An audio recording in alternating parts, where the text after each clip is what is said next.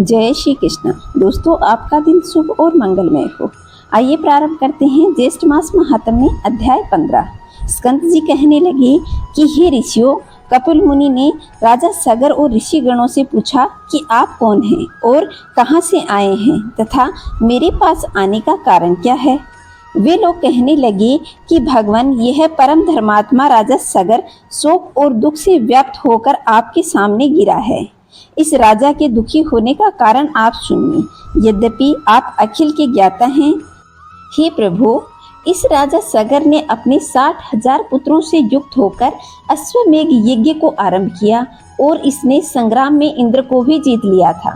जब यज्ञ आरंभ हुआ और 60,000 पुत्रों और बहुत सी सेना के सहित यज्ञ के अश्व को जगतीतल पर छोड़ दिया गया, तब यह घोड़ा फिरता हुआ अकस्मात अदृश्य हो गया। इसके अदृश्य हो जाने पर उन वीरों ने बिल पर्यंत त्रिलोक में उनको खोजा और समस्त पृथ्वी तल पर विभिन्न भागों में उसको देखा। उसके पश्चात भी वे सगर पुत्र वीवर में संलग्न भूग्रह में गए। हे मुनि श्रेष्ठ, इसके आगे क्या हुआ उसका वृतांत हम नहीं जानते।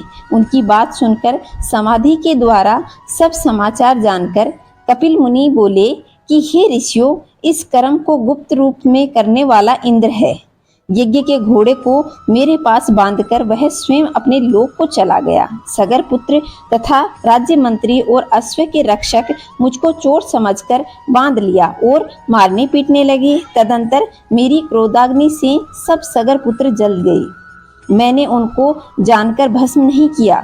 ऋषि श्रेष्ठ कपिल ने इस प्रकार कहकर अत्यंत दुख प्रकट करते हुए विलाप करके स्वयं अपने हाथ से राजा सगर को उठा लिया और अपने हाथों से उनके मुख कमल को पोंछा और मधुर वचनों से कहने लगे कि हे राजा श्रेष्ठ, भय मत करो, तुम अपने राज्य को जाओ। तुम्हारा 100वां यज्ञ मेरे वरदान से पूर्ण हुआ। मेरे प्रताप से तुमको अवश्य महेंद्र पद मिलेगा।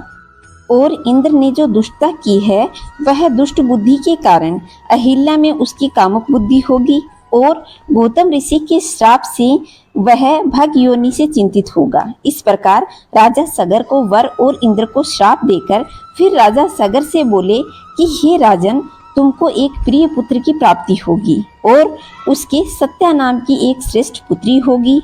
उनसे बड़ा ही शूरवीर और सत्य पराक्रमी पुत्र भगीरथ नाम से विख्यात सूर्य कुल का भूषण उत्पन्न होगा।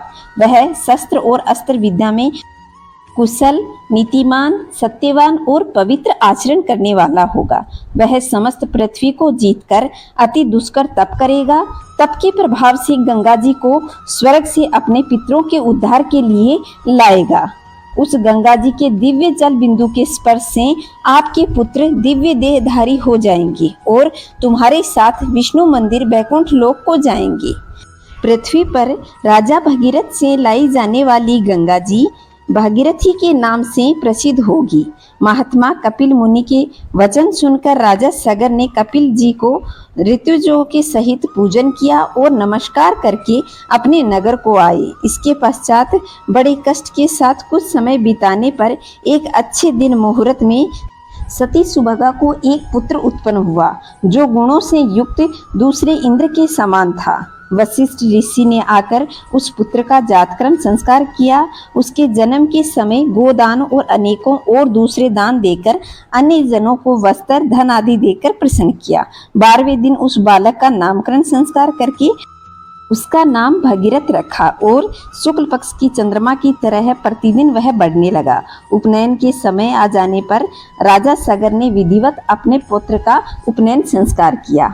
वह राजपुत्र 16 वर्ष की आयु के पूर्व ही हाथी, घोड़ा, रथ आदि समस्त विद्याओं और कलाओं से पूर्ण हो गया।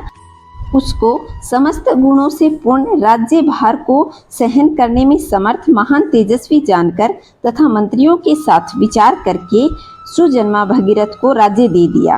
राजा भगीरथ अपने पितामह का राज्य पाकर समस्त भूमंडल पृथ्वी का पुत्रवत पालन करने लगा। तो दोस्तों, यह था ज्येष्ठ मास महात्म्य अध्याय 15। अगर आप लोगों को पसंद आए हो तो वीडियो को लाइक करें, शेयर करें और कमेंट में जय श्री नारायण अवश्य लिखिएगा। खुश रहें, मस्त रहें, चारों तरफ स्वच्छता बनाए रखें। जय श्री नारायण दोस्तों।